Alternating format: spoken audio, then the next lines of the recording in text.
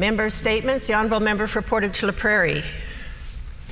Thank you, Madam Speaker. I rise today to recognize the former Portage Residential School located on Keeshkeemaquah, which is part of the urban reserve of Long Plain First Nation, which has been recently designated a National Historic Site. The Portage Residential School was one of two former school sites chosen for their historic significance by the federal government, with the other being Keeshkeemaquah Residential School in Nova Scotia. These schools were financed by the Canadian government and operated by Canadian churches. The Portage la Prairie Residential School was established in 1888 and operated until 1960. From 1961 to 1975, the building continued in use as a student residence only. The first building was located just east of Portage la Prairie, but in 1915, the school moved to its current location in the West End.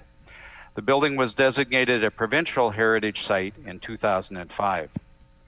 The children who were sent to the former residential school came from many First Nations and other Indigenous communities within Manitoba and elsewhere.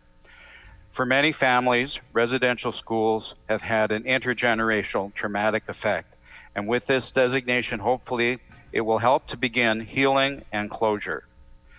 This historical site will provide a means to educate and bring awareness to all Canadians and to others of the residential school era, which was one of the darkest chapters of Canadian history, and is something that Indigenous people are working to overcome even to this day.